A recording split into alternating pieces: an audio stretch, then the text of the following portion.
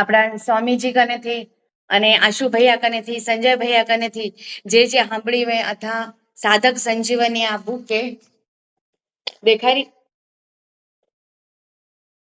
આ બુક નો આધાર લઈને અને બધાના વિવેચન સાંભળીને કે જે મને થોડી જાજી ખબર પડી ને એને હું તમારે આગળ કહેવાનો પ્રયત્ન કરીશ. કદાચ એમાં ઘણી બધી અધુરાશ હશે પણ એને સ્વીકારી લેજો. અને આપણા અધ્યાયનું નામ છે ભક્તિ યોગ. એટલે પોતે જેમ પેલો શ્લોક અર્જુન ઉવાચ એવં સતત યુક્તાયે ભક્તાસ્ત્વં પર્યુપાસતે યે ચાપ્યક્ષરમ વ્યક્તં તેષાં કે યોગવિત્તમાઃ.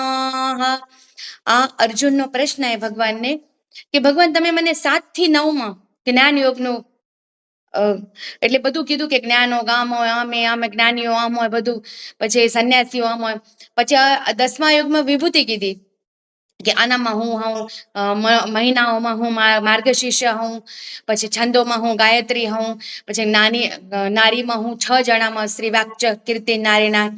એવી રીતે પ્રત્યેક તમે મને વિભૂતિ કીધી. 11માં વિશ્વરૂપ દર્શન કરાયું. વિશ્વરૂપ દર્શનના છેલ્લા 2 શ્લોક એટલે 55 શ્લોકનો વિશ્વરૂપ દર્શન 11મો અધ્યાય. એનો 54મો શ્લોક ભક્ત્યા ત્વનન્નયા શક્ય અહમેવં વિધોર્જુન જ્ઞાતું દ્રષ્ટું ચ તત્વેન પ્રવેષ્ટું ચ પરંતપ.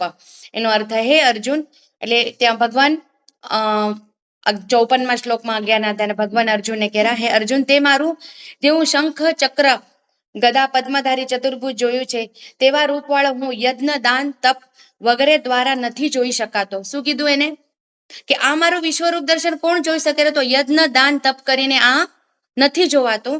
તો કોણ જોઈ શકે? કે અનન્ય ભાવ ભક્તિ વાળો મારો ભક્ત ઈ જ આ મારા વિશ્વરૂપ દર્શને જોઈ શકે.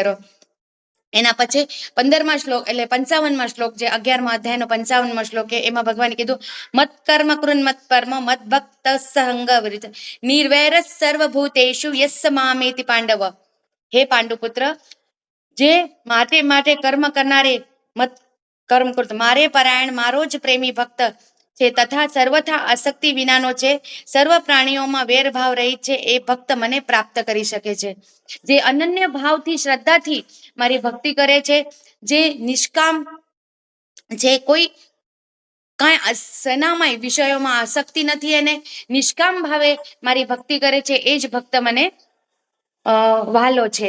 ઈ ભક્તને જ હું દર્શન આપીશ. એટલે આ 2 શ્લોકમાં એને એમ કીધું. હવે 7, 8, 9માં એને જ્ઞાનીઓની કે નિર્ગુણ નિરાકારની ઉપાસના કરવાનો જ્ઞાન માર્ગનો ઓલું કર્યો અને આનામાં વળી પાછું એને એમ કીધું. તો પછી બિચારા અર્જુનને પ્રશ્ન પડ્યો કે એવમ સતત યુક્તા, તમારામાં સતત યુક્ત થઈને નિર્ગુણ નિરાકારની ઉપાસના કરવા વાળો કે સગુણ સાકારની ઉપાસના કરવા વાળો ભક્ત, 2 ભક્તમાં શ્રેષ્ઠ કોણ? હું તો બેચારો આપણા જેવો હતો, થોડીક વાર ભગવાન આમ કે થોડીક વાર આમ કે તો એ અકળાઈ જાય કે મને શું કરવું. એટલે હવે હમણાં આ સ્થિતિ એવી હતી કે અર્જુને મેડિકલમાં ગયો અને મેડિકલમાં જઈને ભગવાન એટલે મીન્સ કે પૂછેલો ડોક્ટરને કે ડોક્ટર અહીંયા તો કેટલી બધી દવા છે, તો મારા માટે કઈ દવા યોગ્ય હે ને? એટલે ઈ જ થયું ને કે હું નિર્ગુણ નિરાકારની ઉપાસના કરું કે સગુણ સાકારની ઉપાસના કરું. થોડીક વાર તમે આમ કોરા, થોડીક વાર તમે આમ કોરા. જેમ કે મેડિકલના દુકાનમાં જઈને પૂછેલો કે મારા માટે કઈ દવા યોગ્ય હે. જે એવમ સતત યુક્તા હે એનો મતલબ ઈ પહેલા શ્લોકનો ઈ થાય કે નિર્ગુણ નિરાકારની ઉપાસના શ્રેષ્ઠ કે સગુણ સાકારની ઉપાસના શ્રેષ્ઠ.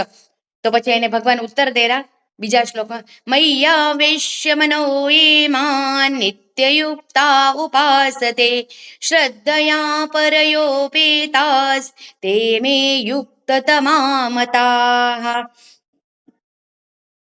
હવે ઉત્તમ વક્તા હોય ને, ઉત્તમ વક્તા એનું એક લક્ષણ હોય કે પેલું ઉત્તર એને સંક્ષિપ્ત મત દે અને પછી એનો વિસ્તાર કરે. કારણ કે એક વખત આપણા મનમાં આપણું સચોટ ઉત્તર મળી જાય એના પછી એનો વિસ્તાર કરે.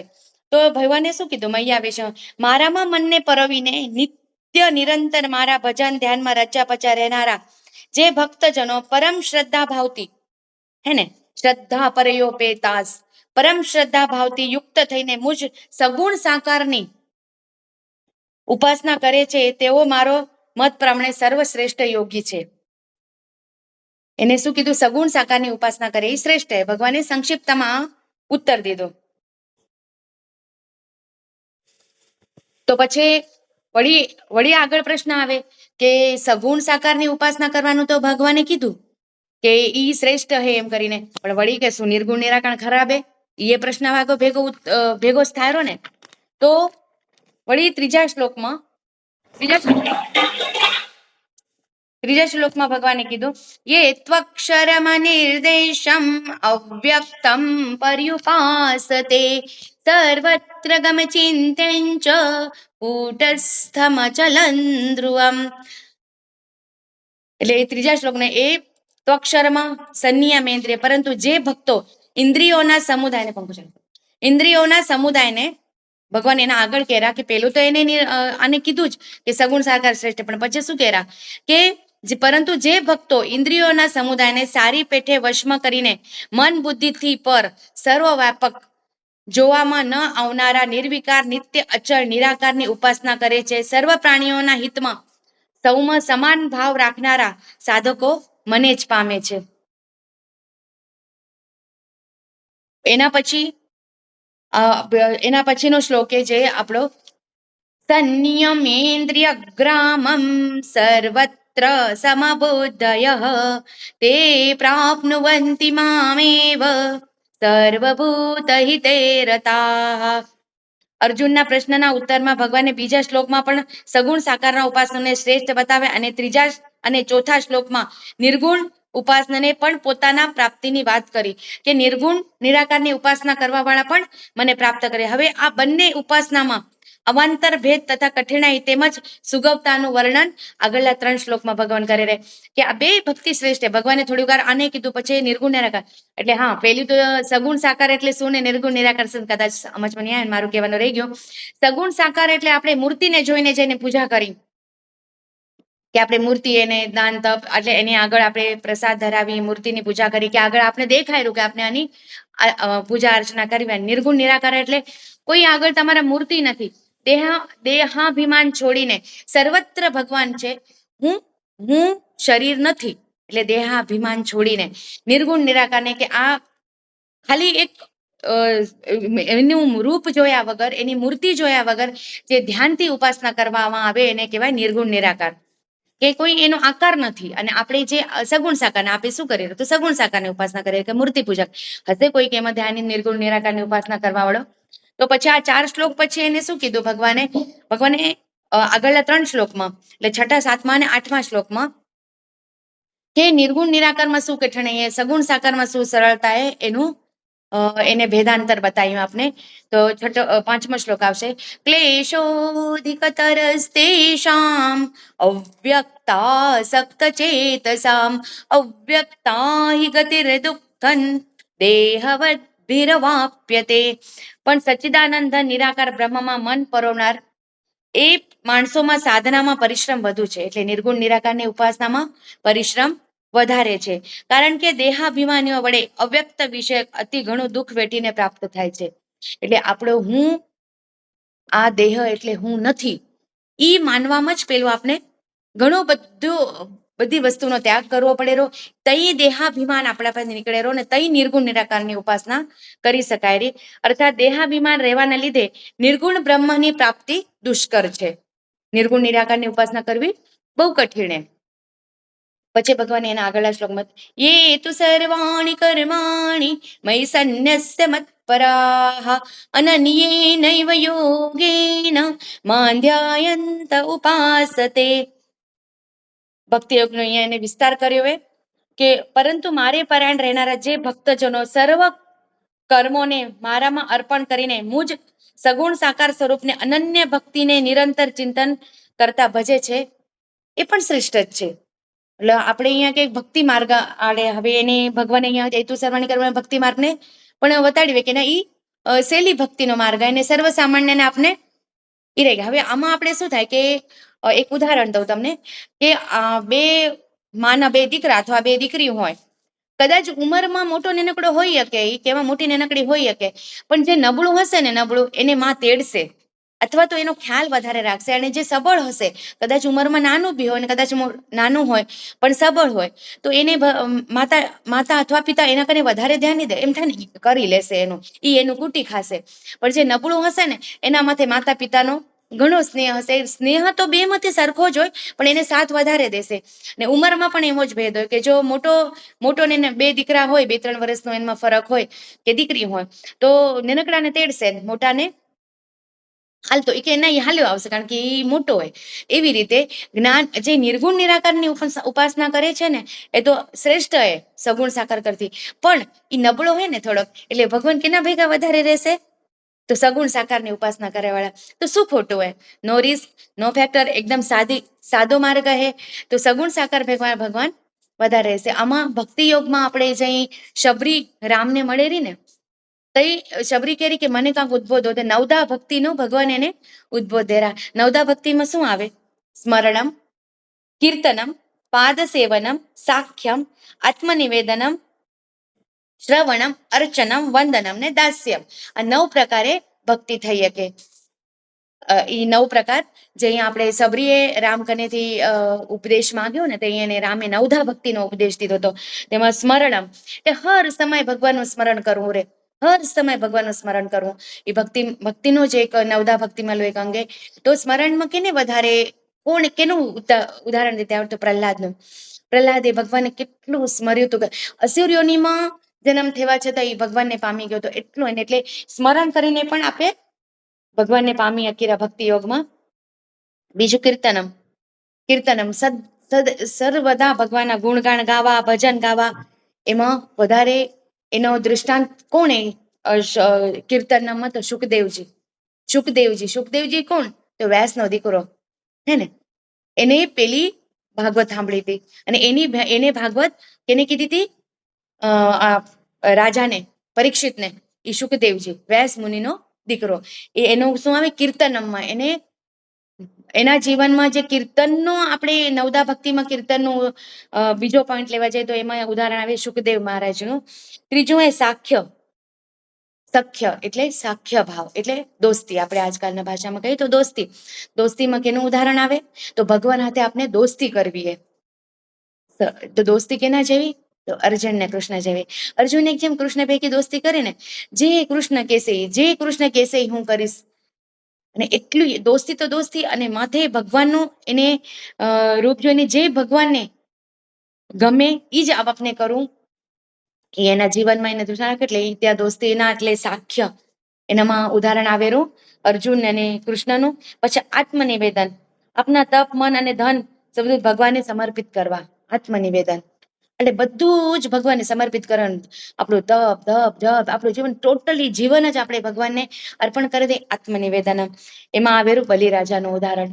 બલિરાજાએ શું કર્યું? જે વામન માંગવા આવ્યો તો એને બધું જ દઈ દીધું. એટલે આત્મનિવેદન કરી દીધું ને, ત્યાં બધું તમે લઈ લો. એ આત્મનિવેદન માં ઉદાહરણ આવેલું બલિરાજાનું. પછી આવે શ્રવણમ, કે શ્રવણથી પણ ભજન, ભગવાનની કથા, લીલાઓ સાંભળવી.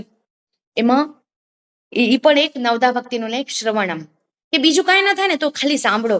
તો એ ભક્તિ માર્ગનો જ એક નવો ભક્તિમાંથી એક માર્ગ એ શ્રવણમાં ઉદાહરણ આવે પરીક્ષિત રાજાનું. પરીક્ષિત રાજાને જે ખબર પડી કે મારી કને 7 જ દિવસે, તો એટલા ધ્યાનથી એને સુખદેવજી કનેથી ભાગવત સાંભળી, ભાગવત કથા, કે એને ત્યાં મોક્ષ મળી ગયો 7 દિવસમાં જ. તો એનું ત્યાં ઉદાહરણ આવેલું શ્રવણમાં પરીક્ષિત રાજાનું. પછી અર્ચન એટલે પૂજા, ધૂપ, દીપ, ગંધપ, એનાથી ભગવાનનું પૂજન કરવું, એ આવે અર્ચનમ. એમાં આવે પૃથુરાજાની કથા આવે. પૃથુરાજાએ ખૂબ મોટા ભક્ત હતા ભગવાનને, ઘણી ઉપાસના એને ભગવાનની કરી હતી.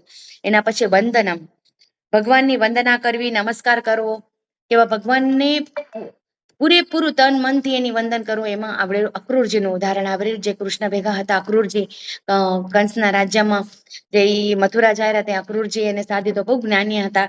તો વંદનમમાં ઉદાહરણ આવેલું અક્રૂરજીનું. એના પછી આવે દાસ્ય, પોતને ભગવાનનું દાસ્ય માની લેવાનું.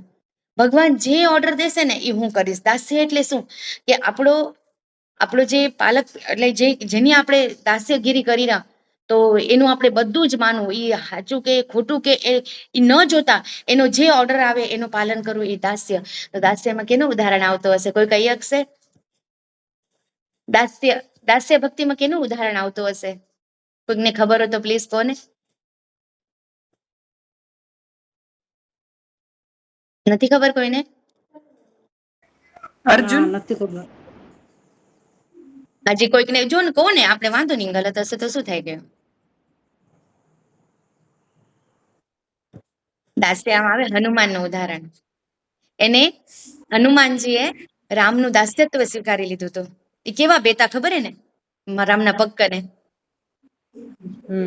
એ દાસ્યથી જ, એટલે કેટલો મોટો ભાવ. અને આ જે નવદા ભક્તિ કીધી હે ને, એમાંથી એક પણ આપણાથી પકડાઈ જાય ને, જીવન તો તો આપણો ઉદ્ધાર થઈ જાય. અને આપણે સર્વસામાન્ય માણસ સગુણ સાકારની ઉપાસના કરવી હોય તો 5 ભગવાનની આપણે ઉપાસના કરવી હોય. એમાં એક આવે કે વિષ્ણુનો કોઈ પણ અવતાર આપણા ભગવાનના મંદિરમાં, એની મૂર્તિ, પછી તમે રામને માનો, કૃષ્ણને માનો, કોઈ પણ વિષ્ણુના અવતારમાંથી એક મૂર્તિ, બીજી ગણપતિ, ત્રીજા સૂર્યનારાયણની આપણે પ્રતિમાની જરૂર ન હોય, પણ રોજ એને અર્ધે ચડાવવાનું, એટલે પાણી ચડાવવાનું, એ સૂર્યનારાયણની ઉપાસના થાય. ચોથો આવે કોઈ પણ માતાજીનું સ્વરૂપ, કોઈ પણ માતાજી હોય, માતાજીના જેટલા સ્વરૂપ એમાંથી એક માતાજીનું સ્વરૂપ, અને 5મું શંકર ભગવાનની લિંગ હોય, અથવા તો એનો એટલે વિગ્રહમાં લિંગ આવે અને ફોટો, તો લિંગ કપોટ, એ 5 ઉપાસના આપણે મેન કરવાની. એમાં આપણા જે ઈષ્ટદેવ હોય એ વેચે, અને બીજા સાઈડમાં ઈષ્ટદેવ આપણા હવે લક્ષ્મીનારાયણ છે, તો ઈ મેન. અને આપણે ગમે ત્યાં મંદિરે જતા હોય ને, ગમે એના શંકરના મંદિરે જાઓ, ગમે એના માતાજીના મંદિરે, તો જે આપણા ઈષ્ટ હોય ને એની ભક્તિ માંગવાની એના કરતા. અને હવે આપણે જો ભગવાનના એટલે એવું છે તો આપણે બીજું માંગવાનું તો ભગવાન કારણ કે રહેતું નથી. કાં તો જે આપણે જીવન મળ્યું બધું આપણા કર્મના આધાર મળ્યું, તો એમાં હવે છૂટછાટ ભગવાન શું દઈ શકશે? એના કરતા આપણે ભગવાનનો જપ તપ કરશું, એનાથી એની તીવ્રતા ઘટશે. જે આપણે પહેલા કરેલા કર્મ હે એ તો આપણે ભોગાવવા પડશે, પ્રારબ્ધ હોય, સંચિત હોય, પણ ભગવાનની ઉપાસના, ધ્યાન, ધારણા કરવાથી શું થાય કે એની તીવ્રતા ઓછી થાય. કે કોક કર્મ એવું હોય કે એની માર ભગવાન પોલીસ દે, અને ખાલી માં એટલે પોલીસ આપણા સાચા કર્મની શિક્ષા, પોલીસના દંડા હોય ને, તો આપણે ભગવાનનું જપ કપ કીર્તન ને ધ્યાન ને એમાંથી શ્રદ્ધા રાખીને તો એ તીવ્રતા ઘટીને આપણે એક લપડ હણે ને એટલું થાય, એટલી તીવ્રતા. બાકી કર્મ કોઈને છૂટતા નથી. એટલે ભગવાનના મંદિરમાં જઈને આપણે, હા, પણ હમણાં આપણા હાથમાં શું હે કે સારામાં સારા કર્મ કરવા, તો આપણે ઈ પ્રમાણે આપણો આગળનો ભવિષ્ય આપને મળશે, આગલો જન્મ આપને મળશે. પણ કરેલા કર્મ તો કદાચ મચ્છર મારશું ને એ આપણા કર્મમાં લેખાઈ જાય. એટલે આ મને નથી ખબર, તો હું તો તમારે જેવી જાઉં, પણ આજે ક્યાંક બધા કાંઈ સાંભળ્યું ને, હમણાં સંતો આપને કહેરા ને, એક કર્મ કરતા ડરો, પણ કે એના જે મળશે ને તમને એની શિક્ષા, તે એટલી અઘરી જશે કે એટલી તમે એક કર્મ કરતા પહેલા એનો વિચાર કરો કે આ મારાથી ગલત તો નથી થતું ને, હું ગલત તો નથી કરતી, કારણ કે એક કર્મનો બહુ મોટી શિક્ષા પછી આપણે ભોગાવી પડનારી હે. એટલે એ કર્મ કરવા ટાણે ખૂબ જ ધ્યાન રાખો.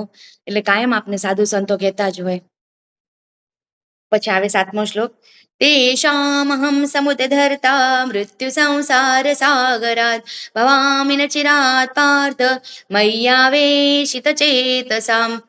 ભગવાન અહીંયા કહેરા, મારામાં ચિત્ત પરવનાર એ પ્રેમી ભક્તોને હે પાર્થ, હું સત્વરે મૃત્યુરૂપી સંસાર સાગરમાંથી ઉદ્ધાર કરી દઉં છું.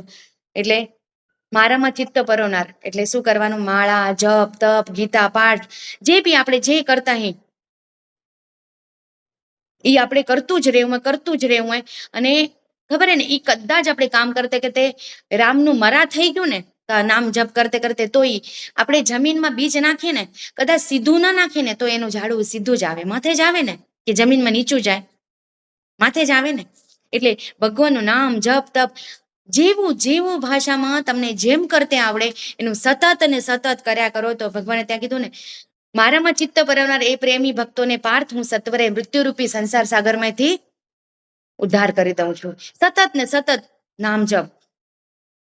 હવે એમાંથી એક છોટું સે 2 લીટી છે, રામ રામ રટતે રહો જબ લગે ઘટ में प्राण, રામ રામ રટતે રહો જબ લગે ઘટ में प्राण. એટલે રામ રામ રટો જ્યાં સુધી તમારામાં પ્રાણ હે ને ત્યાં સુધી. કભી તો દીન દયાલ કે ભનક પડેગી કાન, કભી તો દીન દયાલ કે ભનક પડેગી કાન.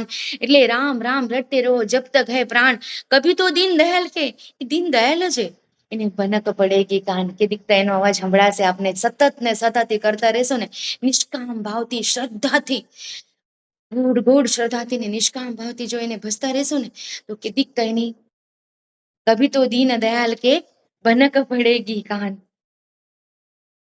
એના પછીનો 8મો શ્લોક કે મય્યેવ મનાદત્સ્વ મયि બુદ્ધિ નિવેશય નિવસિષ્યસી મય્યેવ અત ઊર્ધ્વન્ન સંશય.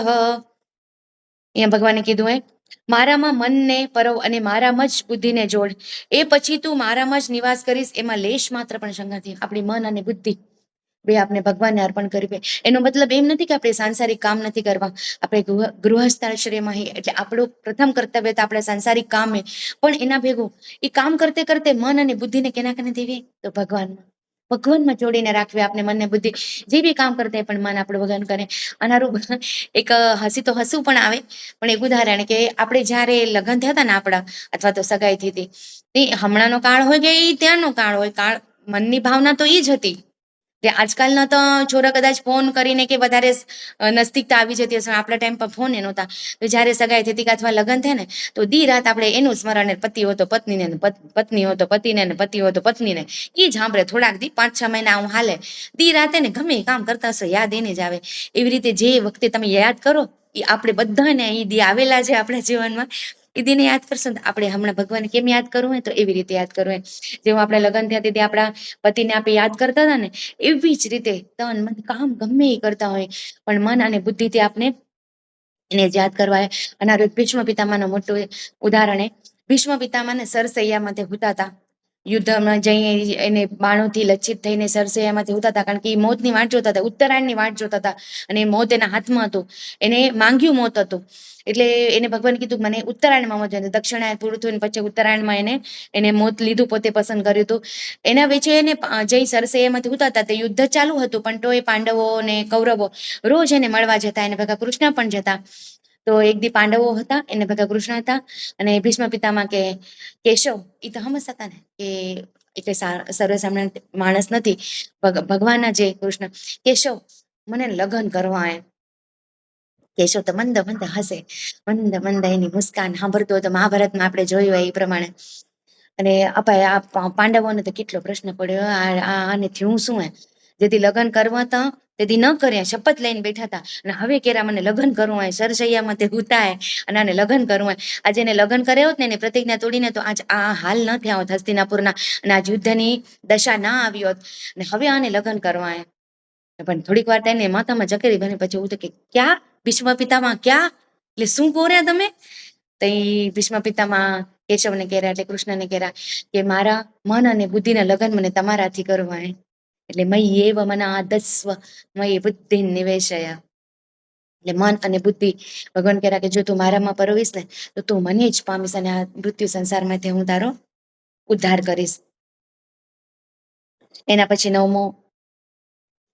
9મો શ્લોક અથ ચિત્તમ સમાધાતું ન શક્નોષિ મયિ સ્થિરમ અભ્યાસ યોગેન તતો મામિચ્છાપ્તું ધનંજય.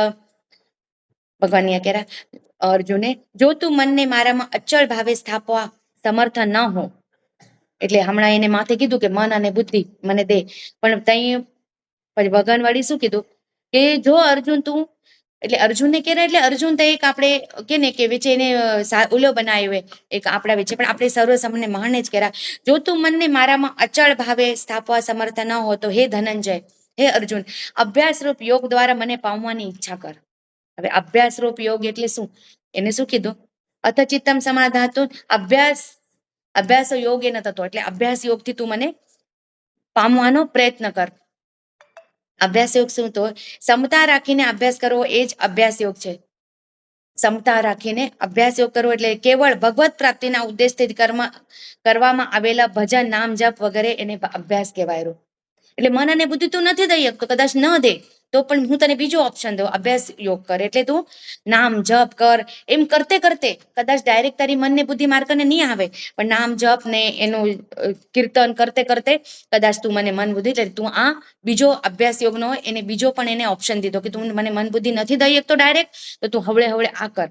પછી એના પછી 10મો શ્લોક કે અભ્યાસેપે સમર્થોસી મત્કર્મ પરમો ભવ મદર્થમપી કર્માણિ કુર્વન સિદ્ધિમવાપ્સ્યસી. હવે ભગવાન વળી એને ઓપ્શન દેરા, જો તું ઉપર જણાવેલ અભ્યાસ યોગ પણ કરવામાં અસમર્થ છે તો કેવળ મારે અર્થે કર્મ કરવાની જ પારાયણ થા. મારે અર્થે કર્મ કરતો રહીને પણ તું મારી પ્રાપ્તિરૂપી સિદ્ધિને પામીશ. એટલે તું જે કર્મ કરો ને એ મને અર્પણ કર.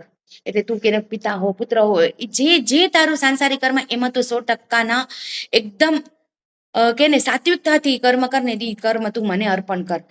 ત્યાં ભગવાને વળી ઓપ્શન દે, અભ્યાસ એ સમર્થ, તું આ કરવામાં પણ સમર્થ, જો મન બુદ્ધિ દેવામાં સમર્થ નથી તો અભ્યાસ યોગ કર. અભ્યાસ યોગ કરવામાં પણ સમર્થ નથી તો તું તારું જે નિત્ય કર્મ કરો રહ્યો, જે તારા પોતના કર્તવ્ય હે, તારે ભગવાને તે તારા ભાગમાં જે દીધા હે એને પણ તું સચોટાઈથી કરીને એકદમ સાત્વિકતાથી કરીને તું મને અર્પણ કર, તોય તું મારો જ થઈશ, તો એ મારી ભક્તિ ગણાશે. એના પછી 11મો શ્લોક કે અથૈતદપ્ય શક્તોસી કર્તુમ મદ્યોગમાશ્રિતઃ સર્વ કર્મ ફલ ત્યાગન તત કુરુયતાત્મવાન. જો મારી પ્રાપ્તરૂપી યોગનો આશરો લઈને ઉપર જણાવેલ સાધન કરવામાં પણ તું અસમર્થ છે, એટલે એને 3 વના કીધા ને, મન બુદ્ધિ દે, પછી અભ્યાસ યોગ, પછી તારા જે નિત્ય કર્મ કરો ઈ સચોટાઈથી કરીને અર્પણ કર, પણ ઈ કરવામાં પણ તું અસમર્થ થયો. સમજો કે ઈ પણ તારથી નથી થતું તો શું કીધું, જો મારી પ્રાપ્તરૂપી યોગનો આશરો લઈને ઉપર જણાવેલ સાધન કરવામાં પણ તું અસમર્થ તો મન બુદ્ધિ આદિ ઉપર જય મેળવનાર થઈને સર્વ કર્મોના ફળનો ત્યાગ કર. તો શું કર, તું જે કર્મ કરો ને એ ફળનો ત્યાગ કર. કોઈ અપેક્ષા ના રાખ, કર્મ કરીને મોકળો થા. મોકળો થઈને જે કર્મ કર્યું એનું ફળનો ત્યાગ કરતું ને કોઈ ચિંતા જ ન કર કે શું ફળ તો આપણે મળનારું, પણ આપણે ઈચ્છા નથી કરવી. એ અર્જુનને કહે તને ઈચ્છા નથી કરી તો ઈ મારી ભક્તિ જ ગણાશે, તોય હું તારો બેડો પાર કરી દઈશ. તેરા રામજી કરેંગે બેડા પાર ઉદાસી મન કાહે કો કરે વિચાર. તેરા રામજી કરેંગે બેડા પાર ઉદાસી મન કાહે કો કરે વિચાર. એટલે તું કાં વિચાર કરો રો કે આ મેં કામ કર્યું, આ કર્મ કર્યું, એનું શું ફળ મળશે, શું નહીં મળે, એ તો ઈ પોતે ભગવાન કરશે. તારો બેડો પોતે ભગવાન પાર કરી દેશે. તું કોઈ ફળની આસક્તિ ન રાખ અને ખાલી કર્મ કરતો જા, તોય મારી ભક્તિ જ ગણાશે, તોય તું મને પામીશ. કેટલા ઓપ્શન દેરા ને ભગવાન, કેટલી છૂટ દીધી આપણે કળિયુગમાં ભગવાને આ ભક્તિ માર્ગના યુગથી. એના પછી 12મો શ્લોક કે શ્રેયો હિ જ્ઞાનમ અભ્યાસાચ જ્ઞાનાધ્યાનમ વિશિષ્યતે ધ્યાનાત કર્મ ફલ ત્યાગસ ત્યાગચ્છાંતિરનંતરમ. ભગવાને અહીંયા કીધું મર્મને જાણ્યા વિના કરેલા અભ્યાસ કરતા, એટલે મર્મ તને ખબર નથી એનો અભ્યાસ જાણ્યા વગર કરેલા અભ્યાસ કરતા જ્ઞાન ચડિયાતું છે, અને જ્ઞાન કરતા મુજ પરમેશ્વરનું સ્વરૂપનું ધ્યાન ચડિયાતું છે. એટલે સગુણની તું મારે ધ્યાન કરીશ ને તો એ ચડિયાતું છે, અને ધ્યાન કરતા પણ સર્વ કર્મોના ફળનો ત્યાગ ચડિયાતો છે, કેમ કે ત્યાગથી તરત જ પરમ શાંતિ મળે છે. ભગવાન અહીંયા શું કીધું હોય કે પદ્ધતિ શ્રેષ્ઠ શું છે, જ્ઞાન અને અભ્યાસ કરતા પણ ચડિયાતું કર્મફળનો ત્યાગ. કર્મફળનો ત્યાગ કરવાથી તરત જ શાંતિ મળે, એને શાંતિ વગર તો કોઈ કર્મ થતું જ નથી આગળનું. તો શાંતિ કેમ મળે, કર્મ કરીને છૂટી જા. ફળની ચિંતા આપણે કરવી નથી, ઈચ્છા આપણે રાખવી નથી, ફળ તો જણનારું છે પણ એ ભગવાન દેશે. અને જો આપણે એ ફળની ચિંતા રાખી ને કોઈ કામ કરી કેમ થશે સાણી, આ મને આગળ મારું મને જે વિચાર્યું થશે કે નહીં થાય, તો તમે એ અચળામણમાં કેટલા રહી જાવ. અને જો ફળની ચિંતા નથી કરતા તો એ કર્મ કરીને નિશ્ચિંત, કર્મ થઈ ગયું બસ કામ પૂરું થયું, પછી હું નિશ્ચિંત, જે દેનારો હશે ને ભગવાન દેશે. તો આપણું પાછું ભક્તિમાં ધ્યાન લાગેલું, મન આપણું શાંત થાયરું, મન શાંત થાયરું તો ભગવાનની ઉપાસના આગળ થઈ શકે. જો આપણે કર્મ કરીને કર્મફળના ઈચ્છામાં અને પ્રાપ્તિ અગે કે અથવા શું ફળ મળશે એની ઈચ્છા કરતા રહે તો પાછું એ મન એમાં ગુરફટાઈ જાયરું ને પાછું ભક્તિ કરવામાં આગળનું એને મોડું થઈ જાયરું. જ્યાં સુધી અને ત્યાં સુધી જે ફળની અપેક્ષા નથી રાખતું એ સતત ને સતત પાછું નવા વિચારોમાં આવી જાયરું. એના પછી આવેરો 13મો શ્લોક અદ્વેષ્ટા સર્વભૂતાનાં મૈત્રક કરુણ એવ ચ નિર્મમો નિરહંકારસ સમદુઃખ સુખ ક્ષમી. અહીંયા ભગવાન શું કહેરા, અહીંથી અને આ શ્લોકથી એટલે 13મા શ્લોકથી ભગવાને 39 ભક્તના લક્ષણ કીધા. આટલી વાર શું કહેતા હતા કે આમ ભક્તિ કરજે, આમ ભક્તિ કરજે, પણ ભક્તના લક્ષણ શું હે એ ભગવાન આ શ્લોકથી ચાલુ કરી. 13મા શ્લોકથી 20મા શ્લોક સુધી 39 પ્રકારે ભક્તના લક્ષણ કીધા હે. તો પેલું અદ્વેષ્ટા, અહીંથી કૃષ્ણ કહે છે કે અર્જુન, મને કયા ભક્ત પસંદ છે હું કહું છું તને, જે સર્વભૂતોમાં દ્વેષભાવ વિનાનો. જે ભક્ત કેવો છે? સર્વભૂતોમાં એટલે સર્વ માણસોમાં અથવા સર્વ જીવમાં દ્વેષભાવ વિનાનો છે, વિના સ્વાર્થે સૌનો પ્રેમી અને કોઈ પણ હેતુ વિના દયાભાવ રાખનારો છે. વિના સ્વાર્થે એ સર્વેને પ્રેમ કરે છે અને કોઈ પણ હેતુ વિના, કઈ એનો હેતુ નથી, પણ સર્વમાં દયાભાવ સમા રાખવા વાળો છે. તથા મમત્વ વિનાનો એટલે મેં કર્યું કે મારા પરાયણ આ થયું એવો વિચાર નથી કરતો. નિર્મમો નિરહંકાર અને અહંકાર વિનાનો. સુખ દુઃખોની પ્રાપ્તિમાં સમ અને ક્ષમાશીલ છે, એટલે કે અપરાધ કરનારે પણ અભય આપનારો છે. ઈ ભક્ત કયો ભક્ત? એક તો પેલું એટલે એને શું કીધું કે એક કહું તે કે તને સર્વભૂતોમાં દ્વેષભાવ વિનાનો, બધામાં દ્વેષભાવ કેનામાં નથી રાખતો, વિના સ્વાર્થે સૌનો પ્રેમ અને કોઈ પણ હેતુ વિના દયાભાવ રાખનારો, તથા મમત્વ ન બતાવનારો, અહંકાર વિનાનો, સુખ દુઃખીઓની પ્રાપ્તિમાં સમ અને ક્ષમાશીલ છે, એટલે કે અપરાધ કરનારે પણ અભય આપનારો છે. એવો ઈ ભક્તના લક્ષણ, એવો મારો ભક્ત મને પ્રિય હે. એટલે આમાં શું થાય ખબર? બીજાની કાંક વાત હોય ને, બીજાની વાત, તો આપણે કેવા જજ બની જાય, હો એને તો આમ કરવું જ નહોતું ખપતું, એને આમ જ કર્યું, એને આ ગલતી કરી. અને જે પોતે ગલતી કરી તે પોતના વકીલે ના બની, પણ ઓના વાતમાં જજ બની. પણ અહીંયા આપણે શું કરવું હોય? સુખી દુઃખ. અને આનો મતલબ શું હે કે સુખી અને સજ્જન સાથે મિત્રતા. સુખી હે, સજ્જન હે, એનાથી મિત્રતા. દુઃખી અને પાપી હે, એના સાથે કરુણા. દુઃખી હે, પાપી હે, એના સાથે આપણે કરુણા રાખવી. અને સુખી અને સજ્જન છે એના સાથે મિત્રતા રાખવી, એટલે સર્વ માટે સમભાવ રાખવો હોય. એના પછી આવે 14મો શ્લોક. સંતુષ્ટ સતતં યોગી યતાત્મા દૃઢ નિશ્ચય મય્યર્પિત મનો બુદ્ધિર યો મદ્ભક્ત સમે પ્રિય. જો યોગી નિરંતર સંતુષ્ટ છે, આ જો એ લક્ષણ કેરા, પેલા કેટલા લક્ષણ કહેવાય ગયા, હજી આગળ લક્ષણ જ કેરા.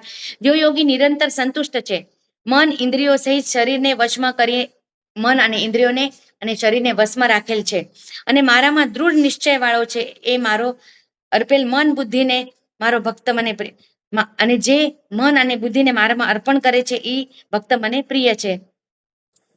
પ્લીઝ સંતુષ્ટ સતતં યોગી યતાત્મા મય્યર્પિત મનો બુદ્ધિર એવો મત ભક્ત સમે પ્રિય. ક્ષમાશીલ, જે ક્ષમાશીલ છે. આમાં રાજા એટલે જે ભક્ત સંતુષ્ટ છે અને ક્ષમાશીલ છે, એ ભક્ત મને પ્રિય છે. એમાં રાજા રણજીત સિંહની કથા આવેલી. એક રાજસ્થાનના રાજા હતા, તો એની સવારી નીકળી હતી ગામમાં. એટલે રાજા હોય તો એના ભેગા કેટલા સિપાહીઓ હોય, કેટલા એના રક્ષણ કરતા હોય. પણ આમ સવારે જતી હતી ને એક પણો એને માથામાં આવીને લાગો. તો પછી એના સૈનિકો તો ત્યાં જ ભાગ્યા કે પાણો કેને હણ્યો, રાજાને આવી સવારે નીકળી અને કેની હિંમત કરી અને પાણો હણવાની. તો એ ગોતવા જ્યારે એક છોકરો હતો, એ છોકરો રાજાને નહોતો મારતો, એ તો આંબાને કેરી થી ને કેરી ફગાવા હાટો પાણો મારતો હતો. પણ એ પાણો આવીને રાજાને લાગો, તો એ તો એને કેદી બનાવીને બધા સૈનિકો એ છોકરાને કેદી બનાવીને રાજાને આગળ લઈ આવે કે આની હિંમત તમને પાણો હણ્યો. રાજા એને ક્ષમા કરે રાખે, એમાં કાંઈ જ વાંક નથી. તો બધા એના રક્ષકો હતા કે એમ કેમ કે આટલું તમને એને પાણો માર્યો અને તમે એને ક્ષમા કરી દીધી. એ કે જો એને મને ચાઈને તો માર્યો નથી ને પાણો, આ તો અચૂકે લાગ્યો. જો ઈ જેને પાણો મારેલો એટલે આંબાને, ઈ એક સજીવ છે, તો ઈ એને શિક્ષા નથી દેતો, ઈ તો એને ફળ દેરો. પાણો મારીને નીચે ફળ પડેલું, પાણો મારેલો છતાં એને ઈ મીઠાશ દેરો. તો આ તો મને એને માર્યો નથી, તો મને એટલે નજર ચૂકીથી લાગી ગયો હોય, કોઈ એનો હેતુ નહોતો મારવાનો, પણ જેને ઈ હેતુથી મારતો હતો ઈ આંબો એને મીઠાશ દેરો. તો મને તો એને મીઠાશ, એને ટોકરી ભરીને આંબા છોકરાને દીધા. એ તો રાજા સમજશીલ હતા, પણ બીજા રાજાઓના શાસનમાં કેવું હતું કે હમલાનો કંઈક ખરાબ ભાવ ના હોય, છતાંય જો એને કંઈક નજર ચૂકીથી પણ કંઈક અપરાધ થઈ જાય તો એને શિક્ષા દેતા. પણ એ કેટલો ક્ષમાશીલ રાજા હતો, રાજા રણજીત સિંહ. એટલે એમાં ક્ષમાનું આ મોટું ઉદાહરણ કે આપણે પ્રત્યેક માણસ સાથે ક્ષમાશીલ હોવું. કદાચ કોઈ ગુનો કર્યો હોય, કંઈક આપણે એવું લાગુ હોય તો પણ એને ક્ષમા કરવી, એ ભગવાનનો જો ક્ષમાશીલ રહેશો તો ભગવાનને વાલા થશો. એના પછી 15મો શ્લોક, યસ્માન્નો દ્વિજતે લોકો લોકાન્નો દ્વિજતે ચયઃ હર્ષામર્ષ ભયોદ્વેગૈર મુક્તો યસ્ત ચ મે પ્રિયઃ. જેના દ્વારા કોઈ પ્રાણી ઉદ્વેગ નથી પાવતો અને પોતે પણ કોઈ જીવથી ઉદ્વેગ નથી પાવતો, તથા જે હર્ષામર્ષ ભયોદ્વેગ ને ઉદ્વેગ આદિથી રહિત છે, એ ભક્ત મને પ્રિય છે. એટલે ઓવર એક્સાઇટમેન્ટ, હર્ષામર્ષ એટલે ઓવર એક્સાઇટમેન્ટ, હું આજ મને ખુશી મળી તો ઓવર એક્સાઇટ થાઉં, એ ભગવાનને નથી પસંદ. ભગવાનને શું એ સમભાવ, હર્ષ અને અમર્ષ. દુઃખ આવ્યું ને તો રોઈ રોઈને ઘ નથી ભરવા, અને સુખ આવ્યું ને હર્ષ આવ્યું ને તો પણ આપણે એમાં ઓવર એક્સાઇટમેન્ટ નથી થયું, અને બધે સહનશીલતા રાખવી હે. અને ઉદ્વેગ આમાં ભગવાને કીધું હોય કે જે કોઈનાથી ઉદ્વેગ નથી પાવતો, એટલે જે જીવ કદાચ કે કોઈએ એને ખરાબ કીધું, ખરાબ કર્યું કે એનામાં સાથે, તો એના સામલા વ્યક્તિ બદલ કોઈ ખરાબ ભાવ મનમાં ના આવો. એટલે કોઈ વ્યક્તિ તમને દુઃખી ન કરી શકે એવો સમભાવ તમારામાં ખપે, કે કોઈ પણ વ્યક્તિ તમને દુઃખી ન કરી અને કોઈ વ્યક્તિને તમે દુઃખી ના કરો. તમે તમારા મન, કર્મ, વાણી, વચનથી કોઈ પ્રાણીને, ખાલી વ્યક્તિની પણ કોઈ પણ પ્રાણીને દુઃખ ન દો, અને કોઈ પ્રાણી તમને દુઃખ ના દઈ શકે. તમને દુઃખી કઈ નહીં દઈ શકે કે તમે બધામાં સમભાવ રાખશો. આજ એને કંઈક કીધું તમને, તો જે કીધું હશે તમારું કદાચ જૂનું કર્મ રહી ગયું હશે, ઈ હિસાબે એને તમને હમણાં કંઈક કીધું હશે તમારા ગુના વગર, પણ તો એ બેયમાં સમભાવ રાખો. ના તો તમે ઉદ્વેગ પામો, ન કોઈ, એટલે તમે કોઈથી ઉદ્વેગ પામો, ન તમે કોઈને ઉદ્વેગ દો. એટલે કોઈને ખરાબ, આપણા મન, કર્મ, વાણી, વચનથી કોઈની મનને ન દુખાવું, અને કોઈથી આપણું મન ન દુખવું. એટલે આપણે તો બીજાને નહીં દુખાવી, પણ જો આપણે કોઈક દુખાવાની, કોઈકથી એવું કર્મ થઈ ગયું કે આપણું મન દુખી જાય, પણ તોય આપણે ત્યાં દુખી નથી થયું. હર્ષ અમર્ષમાં ઓવર એક્સાઇટમેન્ટ ક્યાંય નથી થયું, અને દુઃખમાં પણ અતિ દુઃખી નથી થયું. અને એવું જે સમભાવ રાખી શકશે ને, એ ભક્ત મને વાલો હોય. ભગવાન અહીંયા કીધું એ ભક્તના લક્ષણમાં. પછી 16મો શ્લોક, અનપેક્ષ શુચિર્દક્ષ ઉદાસીનો ગતવ્યથઃ સર્વારંભ પરિત્યાગી યો મદ્ભક્ત સ મે પ્રિયઃ. જે અપેક્ષા વિનાનો, અનપેક્ષ કે જેને કોઈ અપેક્ષા નથી, બાહ્ય તેમજ આંતરિક શુદ્ધ, શુચિ એટલે શું ખબર? શુચિ એટલે શુચિર દક્ષ, એટલે શુચિતાનું ધ્યાન રાખેલો. શુચિ એટલે શુદ્ધતા, આંતરિક શુદ્ધતા એટલે મનની શુદ્ધતા, શારીરની શુદ્ધતા બે આવે. શુચિર દક્ષ એટલે અંતર બાહ્ય શુદ્ધિ, એટલે જે અપેક્ષા વિનાનો હે, જે અંતર બાહ્ય શુદ્ધ હે, નિપુણ પક્ષપાત વિનાનો, કોઈનામાં પક્ષપાત નથી કરતો, વ્યથા રહિત, એટલે કોઈનાથી ક્યાંય એને વ્યથા નથી, સારામાં નથી, ખરાબમાં નથી, એને કઈ વ્યથા નથી. અને નવા કર્મના આરંભનો ત્યાગી એવો ભક્ત મને ન, એટલે નવા કર્મ જે બાંધતો નથી. અને સર્વારંભ પરિત્યાગી એટલે નવા કર્મના આરંભનો ત્યાગ નથી કરતો. હવે એમાં એક છોટું ઉદાહરણ, કે જે રેકીમાં ગયા હશે એને ખબર બી હશે કે ત્યાં એમ કે ને કે નવી ફાઈનો આપણે ઓપન નથી કરવી. એટલે આપણે આ જન્મ કામ મળ્યો કે જૂના કર્મ આપણા રહી ગયા ને એ પૂર્ણ કરવા હાટું. તો રેકી જે એમાં એ રેકી કલ્પિતતા હશે તો એ જ કે આપણે જૂની ફાઇલો હોય ને કમ્પ્લીટ કરવા આવ્યા. પણ આપણે એટલું ધ્યાન રાખવું કે આપણે નવી ફાઇલો અહીંયા ઓપન નથી કરવી, ને તો વળી કર્મમાં બંધાશું તો વળી આપણે બીજો જન્મ લેવો પડશે. તો અહીંયા ભગવાન એવું કે નવા આરંભનો સર્વથા ત્યાગ, નવા આરંભનો એટલે નવા કર્મમાં આપણે નથી બંધાવું.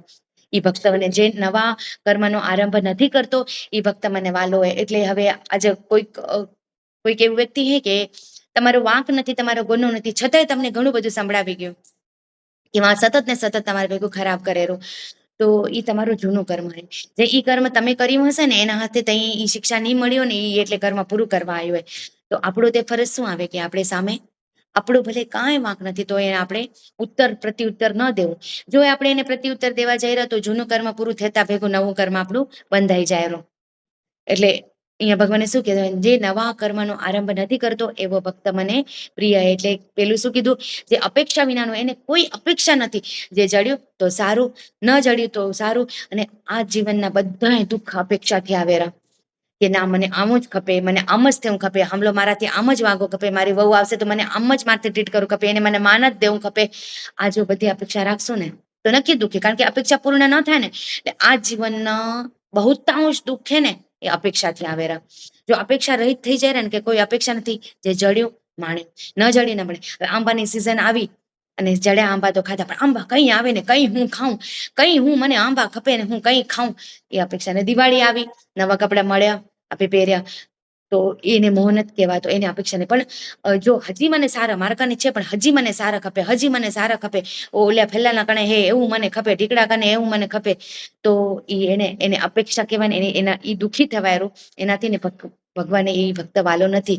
જે સતત ને સતત અપેક્ષા રાખેલો ને એ ભગવાને ભક્ત વાલો નથી. અંતરબાહ્ય શુદ્ધિ સુચિર દક્ષ, જેની અંતર શુદ્ધિ હે બાહ્ય શુદ્ધિ હે, એવો ભક્ત એને પસંદ હે. જે નવા કર્મનો આરંભ નથી કરતો એવો ભક્ત મને વાલો હે. ભગવાને કીધું. એના પછી 17મો શ્લોક હે, યો ન રુષ્યતિ ન દ્વેષ્ટિ ન શોચતિ ન કાંક્ષતિ શુભાશુભ પરિત્યાગી ભક્તિમાન્યસ્તમે પ્રિય. જે ન તો હર્ષ સામે કદી હર્ષ પામે છે, ન દ્વેષ કરે છે, ન શોક કરે છે, ન કશાયની કામના કરે છે, તથા જે શુભ અને અશુભ બધાય કર્મોનો ત્યાગી છે, તે ભક્તિયુક્ત માણસ મને પ્રિય છે. જે કીધું હર્ષ પામે છે, દ્વેષ કરે છે, ન કોઈનો દ્વેષ કરે છે, ન શોક કરે છે, ન રુષ્યતિ ન દ્વેષ્ટિ, ન શોચતી ન કાંક્ષતી, કશાયની કામ ન જે કશાયની કામના નથી કરતો, તથા જે શુભ છે, જે અશુભ છે, બધાય કર્મોનો ત્યાગી જ છે. જે શુભ કર્મ હોય અશુભ કર્મ હોય, કર્મફળનો ત્યાગી છે. કર્મનો ત્યાગી એટલે કર્મફળનો ત્યાગી છે. તે ભક્તિયુક્ત માણસ મને પ્રિય છે. ભક્તિમાન્ય જ તમે પ્રિય, એ ભક્તિમાન્ય જ તમે પ્રિય એટલે એ ભક્તિયુક્ત માણસ મને પ્રિય છે. પછી 18મો શ્લોક, સમક્ષત્રૌ ચ મિત્રે ચ તથા માનાપમાનયોઃ શીતોષ્ણ સુખ દુઃખેષુ સમત્સંગ વિવર્જિતઃ. જે શત્રુ અને મિત્રમાં સમ રહે છે, શત્રુ મારો શત્રુ હે તોય હું એનાથી સરખું જ, અને મારો મિત્ર હે તોય હું એનાથી સરખું જ વર્તન કરીશ, તો હું ભગવાનને વાલો લાગીશ. માન અને અપમાનમાં સમ રહે છે. આજ આપણે ક્યાંક પ્રસંગમાં ગયા, કે આપણા ઘરે હે, કે આપણે ક્યાંક ગયા હઈ, કે અથવા ઘરે હઈ, કોઈક આપણે માન દે ને તો છલકી નથી જવું, અને અપમાન કરે ને તોય આપણા મોઢામાંથી એકે હળ ના આવે. આપણે જોયું હોય કે કોઈક અપમાન જેવો, કે આપણે જરાક માન ઓછું દે ને તો આપણું કેવું મોઢું લાલ થઈ જાય હે ને, અને ખબર પડી કે મેકઅપ કર્યા વગરનું લાલ થઈ જાય મોઢું. એવું ભગવાનને વાલું નથી. માણસ જેને માન દો તો એવું, જે અપમાન કરો તો એવું, જે સમભાવથી સમ રહી શકે ને એ માણસ ભગવાનને, એ ભક્ત ભગવાનને વાલો હોય. તથા ઠંડી અને ગરમીમાં સમ રહી શકે. ઠંડી આવી, એ ઠંડી ઠંડી ઠંડી, એ ટાઢ પડેરી, હવે આમ શું કર્યું, સ્વેટર પહેર્યું, આ કર્યું, ટાઢ કેટલી, 4 મણ આવે ને એના વગર એ જ વાત, એ કેટલી ટાઢ વધી, એ આમ થયું, એ ટાઢ વધી, આમ થયું, આજ આટલી ટાઢ પડતી હતી, કાલ ઓછી હતી, આજ ઘણી હતી. એના હે ને વાતમાં એ જ વિષય. આ તો હવે ઋતુ હે, એ તો બદલતા રહેશે, એ તો દર વર્ષે આવે, તો એનામાં ઉદ્વેગ નથી પામવું આપણે. એટલે ટાઢમાં એવું અને ગરમીમાં એવું. ગરમી આવે તો એ ગરમી ગરમી ગરમી, 4 માણસ બેઠા કે તો એના વિશે એ ગરમીની જ વાત કરશે. પણ એ તો હવે જે ઋતુ એને આવી રીતું, ભાઈ એને જીરીક વાર બેઠી લો, સહન કરી લો, શાંતતા થઈ જશે, પંખો ચાલુ કરી લો જીરીક વાર તોય થઈ જશે. પણ એને સતત ને સતત એમાં ઉકળામણ, ગરમી હોય તો ગરમીમાં, ટાઢ હોય તો ટાઢ, વરસાદ એ વરસાદ કેટલો, એ વરસાદ કેટલો, એમ જે સતત કરતો હોય ને એ ભક્ત એને વાલો નથી. જે બધા ઋતુમાં સમ રહીને, જે ઋતુ જેવો દી આવ્યો ને એને સમાન હિસાબે બેઠી લે ને એ ભક્ત ભગવાનને વાલો હોય. પછી સુખ દુઃખ અતિ દ્વંદ્વમાં, જે સુખમય સમ, દુઃખમય સમ, સુખ આવે તો છલકી નથી જતો, દુઃખ આવે તો રોઈ રોઈને ઘર નથી ભરતો, એ ભક્ત એને વાલો. અને એવો આસક્તિ વિનાનો, જેને કોઈમાં આસક્તિ નથી, ભગવાનને સારું લાગે એ જ કરવું, ખાલી એનો ઉદ્દેશ કાયમ એમાં, એ ભક્તનો ઉદ્દેશ એવો હોય કે જે ભગવાનને સારું લાગે ને એ કરવું. મને સારું લાગે ને એ નથી કરવું, મને જે ભગવાનને સારું લાગે ને એ જ કર્મ એ સતત કરતો હોય ને એ માણસ, એ ભક્ત ભગવાનને વાલો હોય. એમ આપણે હનુમાનજીની કથા કરી કે એક દી હે ને સીતા માતા સિંદૂર લગાડતા હતા ને ત્યાં હનુમાનજી આયા માતાને, એટલે કાયમ માતાજીને આગળ પાછળ ફરતા પડ્યા. માતાજીને કે તમે આ કોણ લગાડ્યું, એમ કે આ સિંદૂર કોણ લગાડ્યું મેં તમે? તો માતાજી કે હવે આને હું કહું શું, અને આ સમજશે કેમ, હવે આને હું કેમ કેમ સમજાવું, કે વાંદરું ને આમ તો ગમે એમ તો હનુમાન. તે એમ કેરા કે આ રામજીને વાલું લાગે ને એટલા હારું કે મેં સિંદૂર લગાડ્યું એમ. એ ટૂંકમાં એમ કહી દે હનુમાનને કે કાંક વાતનો નેછેડો થઈ જાય ખભે એમ કરીને. એ કે હે રામજીને સિંદૂર વાલું હોય કે? એ કે હોવે. જાયરા સિંદૂરના કોઠાર ભરેતા ગોડાઉન હોય ને રાજમહેલમાં તો ગોડાઉન પ્રત્યેક વસ્તુના ભરેલા હોય. જાયરા ને આખું સિંદૂરની ગુણ પોતામાં ઠલાય કે સીતાજી તો એટલું રામજીને સિંદૂર વાલે તો હું તો આખું શરીર સિંદૂરથી ઢાંકી નાખીશ કે મારું. તે આયા દોડતા દોડતા સિંદૂરની ગુણ છાંટી સીતાજી કને પાછા આયા. સીતાજીને કેરા કે આ તો તમે કીધું તું સિંદૂર પણ કે આવતો દોડતો દોડતો આવતો હતો કે બધું સિંદૂર હાલી ગયું, તમારા માથામાં કેમ રેરું એવું તો રહ્યું નહીં કે મારા કને. તે સીતાજી કે એમાં તેલ લગાડવું પડે, તેલ લગાડીને આપણે સિંદૂર લગાડીને તો રે ને એ ભગવાનને વાલું હોય. વળી જારા ઘોડામાં તેલનો ડબ્બો ઢોળેરા પોતના માથે, પછી સિંદૂર ઢોળેરા. એટલે ભગવાનને એટલે રામને વાલું હોય ને એટલા સારું. એટલે આપણે પણ જીવનમાં શું કરવું હોય કે જે ભગવાનને પસંદ હે ને, એટલે આ બધા ભગવાનને લક્ષણ દીધા ને કે મારો ભક્ત, તો ઈ ભગવાનને જે પસંદ હે ને એ આપણે કરવું હોય. સતત ને સતત કર્મ એવું કરો કે જે ભગવાનને પસંદ હોય. આપને પસંદ હોય એ કરવું નથી, આપણે જે ભગવાનને પસંદ હોય ને એ કર્મ કરવું હોય. તો એ આપણે એટલા હનુમાનને કાયમ પછી પ્રચલનમાં આવી ગયું કે હનુમાને સિંદૂર અને તેલ ચડે. તો એ ચડે ત્યાંથી સાદી વસ્તુ હતી કે સીતા માતાએ કીધું, પણ ભગવાને એ કર્યું કે મારા ભગવાનને રામજીને જે વાલું હોય ને એ મને કરવું હોય, એટલા એને તેલ ને સિંદૂર ને બધું પોતાના મને લઈ લીધું. પછી 19મો શ્લોક આવે, તુલ્ય નિંદા સ્તુતિર્મૌની સંતુષ્ટો યેન કેનચિત અનિકેત સ્થિરમતિર ભક્તિમાન મે પ્રિયો નરઃ. જે નિંદા અને સ્તુતિમાં સમાન છે કે કોઈક તમારી નિંદા કરે ને તો એવું ને એવું કોઈક તમારે કે ને કે નિંદા આવે તો નિંદા કરે તો દુખી ન થવું, અને સ્તુતિ કરે ને તો આપણે કઈ હરબર ઝાડ પર ન ચડી જવું. કોઈક સ્તુતિ કરે તો એમાં સમર એવું ઈ ભક્ત ને એવો ભક્ત ભગવાનને વાલો હે. મનનશીલ, નિંદા સ્તુતિમાં સમાન, સમય નજાર મનનશીલ એટલે મૌન વાળો. મૌન કે બધી સ્થિતિમાં મૌન રહે, બહુ ઉદ્વેગ ના કરે એવો. ગમે તે પ્રકારે પણ શરીરનો નિર્વાહ થતા સંતુષ્ટ છે. ખપે એમ પ્રકારે શરીરનો નિર્વાહ થાય, કંઈક સારો થયો, કંઈક નરવો થયો, કંઈક તમારી પરિસ્થિતિ હે નથી, પણ બધું મનનશીલ અને બધું મૌન રહીને બધું જ સહન કરવા વાળો. જે મળ્યું એ મારા કર્મ, એટલે એનો મતલબ એમ કે નિર્વાહ એને જેવો મળ્યો કે ઈ મારા જે મને મળ્યું, આજ કંઈક મને ખાવાના ટૂટવડા પડતા હોય પણ તોય હું સમર રહું. એ જે મને મળ્યું એ મારા કર્મ પ્રમાણે મળ્યું હોય, તો એમાં ભગવાનનો કોઈ વાંક નથી, કોઈનો એમાં વાંક નથી ભગવાનનો, અથવા કોઈ આપણા આજુબાજુ રહેતા પ્રાણીઓનો કે કોઈ વાંક નથી. એ માનીને મૌન રહીને બધું સહન કરવું. જે ઈ ભક્ત જે સહન કરે એ ભક્ત ભગવાન વાલા, જેમને પોતાના રહેવામાં સ્થાનમાં આસક્તિ નથી અને જે સ્થિર બુદ્ધિ વાળો ભક્તિવાન માણસ મને પ્રિય છે. જેને કોઈમાં આસક્તિ નથી, જેને હું એ પછી બંગલામાં રહેતો હોય કે ઝૂંપડામાં રહેતો હોય એ એમાં એને આસક્તિ નથી. જે મળ્યું તે ભગવાનનો આશીર્વાદ માણી લીધું અને મૌન રહીને બધું જ સહન કરી લીધું. જીવનમાં આવતી બધી સ્થિતિને સહન કરતો જાય રહ્યો. ઈ ભક્તિવાન માણસ મને પ્રિય હે.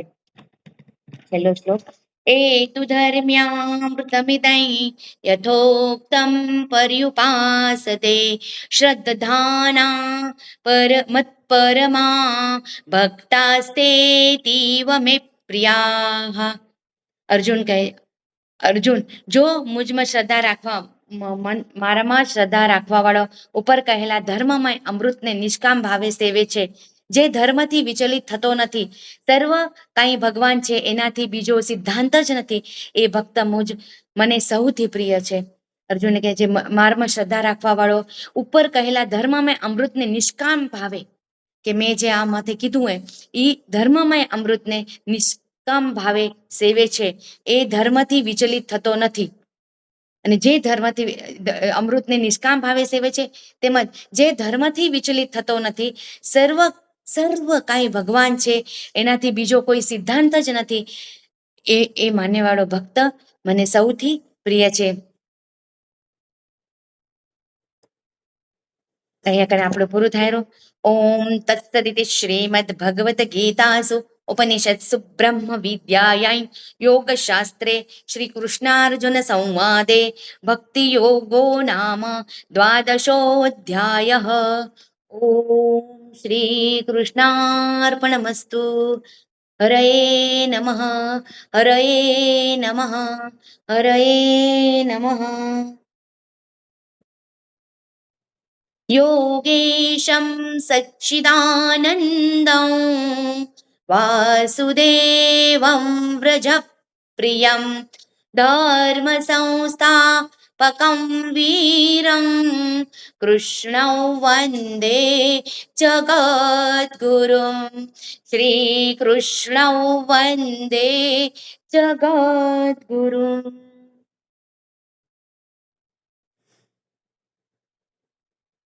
આપણા આમાં જે કઈ ભૂલ થઈ હશે એ ભગવાનના ચરણે સમર્પિત થઈને ભગવાનને જે સારું કે જે કઈ ભૂલચૂક થઈ હશે એમાં ભગવાનને આપણે માફ કરે એવી ભગવાન કને યાચના કરશું. અને મને ખબર છે કે હું તો એક સર્વસામાન્ય માણસ, મારો કોઈ અભ્યાસ નથી ત્યાં કઈ પણ થોડીક કહેવાની કોશિશ કરીએ. એમાંય પણ જે અમારી ભૂલ થઈ હશે મને ક્ષમા કરજો. અને આમાંથી પણ તમને કાંઈ પણ વધારે ખબર હોય તો જરૂર મને તમે કહેજો, તો આપણે એનો પણ સ્વીકાર કરશું. અને એક વાત કે રશ્મિ, તે મને પરમ દિવસે પૂછ્યું હતું ને, તસ્માદ યોગી ભવાર્જુના, એટલે ગીતા પરિવારનો સ્લોગન જ તસ્માદ યોગી ભવાર્જુના. એનો મતલબ શું? મને રશ્મિ પરમ દિવસ મારી રશ્મિ વાંચી તે રશ્મિ મને કીધું હતું કે ભાભી એમ કોણ લખેલું હોયરું, તો ઈ 6થા અધ્યાયનો 46મો શ્લોક એ તપસ્વીભ્યોધિકો યોગી જ્ઞાનિભ્યોऽપી મતોऽધિકઃ કર્મિભ્યશ્ચાધિકો યોગી તસ્માદ્યોગી ભવાર્જુન. એમાં ભગવાને શું કીધું હોય? યોગી તપસ્વીઓ કરતા શ્રેષ્ઠ છે, અને શાસ્ત્રીઓથી પણ, જે જ્ઞાનીઓ છે એનાથી પણ શ્રેષ્ઠ છે. સકામ કરનારો પણ યોગી બધાથી કરનારાઓમાંથી પણ શ્રેષ્ઠ છે. માટે હે અર્જુન, તું યોગી થા, કર્મયોગી એટલે કર્મ કરનારો. ઈ જ્ઞાનીઓથી અને તપસ્વીઓથી પણ યોગી. તસ્માદ યોગી ભવાર્જુન. હે અર્જુન, આસક્તિ, જો વ્યક્તિ ઇન્દ્રિયોને વશમાં રાખીને આસક્તિ રહિત નિષ્કામ ભાવેથી આપણા કર્તવ્ય કર્મ કરે છે, ઈ યોગી સર્વશ્રેષ્ઠ છે. તસ્માદ યોગી ભવાર્જુન એટલે કર્મયોગી. મેન એટલે ગીતામાં ભગવાને કીધું હોય કે કર્મયોગી બધાથી શ્રેષ્ઠ છે. એટલે હે અર્જુન, તું કર્મયોગી થા, તારું કર્મ કર, અને એમાં મને સેવતો રહેજે. એટલે તું બધાથી, એટલે તપસ્વીઓ કરતી, જ્ઞાનીઓ કરતી પણ કર્મયોગીને ભગવાને શ્રેષ્ઠ પ્રાધાન્ય દીધું. એટલે ઈ સ્લોગન જ ગીતા પરિવારનો તસ્માદ યોગી ભવાર્જુન. અમે આ સ્લોગન હે 6થા અધ્યાયના 46મા શ્લોકનું છેલ્લું ચરણ હે. તસ્માદ યોગી તપસ્વીભ્યોऽધિકો યોગી જ્ઞાનિભ્યોऽપી મતોऽધિકઃ કર્મિભ્યશ્ચાધિકો યોગી તસ્માદ યોગી ભવાર્જુન.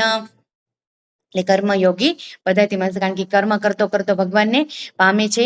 એના ગૃહસ્થાશ્રમમાં રહીને પણ કર્મ કરે છે ને ઈ યોગી. એટલે ભગવાન અર્જુનને સલાહ દે રહ્યા કે તું કર્મયોગી થા, અને કર્મયોગીમાં તસ્માદ યોગી ભવાર્જુન. ઠીક છે, બહુ સરસ, બહુ સરસ. બહુ સરસ. સાચે ગાયત્રી, એકદમ એટલી મજા આવતી હતી ને આમ સાંભળવાની. એમ થાય હજી બોલતું. તને ખબર આજે 1 કલાક એટલે સોરી પૂરો થઈ ગયો. ખબર ના પડી. આજે તે વખતે હવે દૂરથી 55 પાય લાગ્યું. હે હવે દૂરથી પાય લાગ્યું. હવે એમ થશે હમી હું તો પગે લાગત. પગે લાગવાની કોઈ જરૂર નથી આપને. અને આમાં મને ખબર છે કે મારી ઘણી બધી ત્રુટી પણ હશે, પણ ઈ ત્રુટીને માફ કરજો, મને ક્ષમા કરજો ક્યાંક ત્રુટી રહી ગઈ હોય ત્યાં. અને પાછું તમે પણ એનો અભ્યાસ કરશો ને તો તમને મારી ત્રુટી દેખાશે એનામાં. એ ત્રુટીને તમારી અંદર સમાવી લેજો. મને તો એમ થતું હતું સંત જ પ્રવચન કરેરા. આપણે કોઈ સંત નથી, પણ એકને કે એટલું હે કે ભગવાનના કામમાં મજા આવે રહી, ભગવાનનું નામ લેવાની પણ ખૂબ મજા આવે રહી. એમ તો કે સતત ને સતત એના જ વિચારોમાં રહીને એટલી જ ખાલી મારી બુદ્ધિ, એનાથી પર મને કાંઈ જ ખબર નથી કે ભગવાનને આમાં મજા આવે રહી ને એ ભગવાનનો આપણામાંથી કાંઈક હાથ હશે. અને મને તો ઈ વિષય છે કે તમને આ વાતમાં મજા આવે રહી ને, એ મારા બધાથી મોટી વાત છે કે તમને પણ આ વાતમાં મજા આવે રહી ને તઈ તમે જોડાવરા. ન તો બપોરની ઊંઘ મૂકીને કોણ જોડાય? કોણ આવું સાંભળવા કે આમ કરવા બે? પણ તમને એ વાતમાં મજા આવી ને, એ વાતનો મને ગર્વ હોય. કદાચ તમે પેલી પરીક્ષા દેશો ને ગાયત્રી, અમારા માટે તો ઘર બેઠે ગંગા આવેલી, તો પછી અમે શું કામ એમાં ડૂબકી ના દઈએ? પણ એમાં બી આટલું સરસ ભગવાનનો તમારા માટે વિશેષ બધાને કેટલો લાભ જડી રહ્યો તારા લીધે. તમારા માટે ભગવાનનો વિશેષ હાથ હશે ને, તમારા કર્મ સારા હે એટલે તમને આ વાતમાં મજા આવે રી. અને આજે તમે હવે આજે પહેલી પરીક્ષા દેશો ને તો તમને 100 માંથી 100 મળશે ને તો તમને ખાલી 100 માર્કનો આનંદ હશે, પણ તમે જેટલી પરીક્ષા દેશો ને એના મલ્ટીપ્લાય બાય 100, કારણ કે મને ખબર છે તમને 100 જ જણનાર આવે, તો તમે 7 જણી 8 જણની પરીક્ષા દેશો ને તો મને 800 માર્કનો આનંદ અવાજ મળે. break થાય. તમે અવાજ પરીક્ષાના break ફોર્મ થાય. ભર્યા ને, નથી આવતો અવાજ? ના હમણાં 4-5 સેકન્ડ થાય જ નહીં. કટ થાય રહ્યો. હા ના, હવે આમ તો જો કે પુરુષ થઈ ગયું હે, પણ તમે હા હવે આવ્યો. પરીક્ષાના ફોર્મ ભર્યા હે ને તો તમને ખુશી નહીં હોય ને એટલી મને હે. ના ઈ અમને ખબર જ પડી રહી તું કેટલી ખુશ થાવ રહી. અમે શ્લોકે જેમ તેમ બોલીએ તોય તું કેટલું સરસ ઓલું કરો રહી ને અમને પ્રોત્સાહન જડી રહ્યું. અમે ભલે ને ગમે એટલી ભૂલો કરી. ના એ વાત નથી, એ તો તમે તારા બધા ફેસ શ્રેષ્ઠ ઉપર જો. દેખાય રહ્યું પણ કે તને ગૌરી, કેટલી તમને ખુશી પરીક્ષાના થાય. તમને 100 માર્ક્સ મળશે તો તમને 100 માર્કની ખુશી છે, પણ મને તમે બધી જેટલી જણી પરીક્ષા દેશો ને એટલા મલ્ટીપ્લાય બાય 8 દેશો તો 800 માર્ક્સની મને આનંદ થનાર હોય. પણ એક દુઃખ હે કે હું તે વખતે અહીંયા નહીં હોઉં, પણ તોય તમારાથી નક્કી જ 3 મહિના તમારે જે દિવસે એક્ઝામ હશે ને એ દિવસે રિઝલ્ટ આવશે, એ દિવસે નક્કી આપણે ક્યાંક ને ક્યાંક કોન્ટેક્ટ કરશું, આમાં એક ગ્રુપ કોલ કરશું, મને શક્ય થશે તો. કચ્છમાં જેને નેટનો પ્રોબ્લેમ છે તો કદાચ ઈ એને પૂરું કરવાનું કેરો. ના ના બોલ્યા રાખ ને, પણ અવાજ તું બોલ્યા રાખ ને તો આજે બધાને એટલી નશો ચડી જાય, બધાને મજા આવે. હા ભલે હા, કોશિશ કરી. જય શ્રી કૃષ્ણ.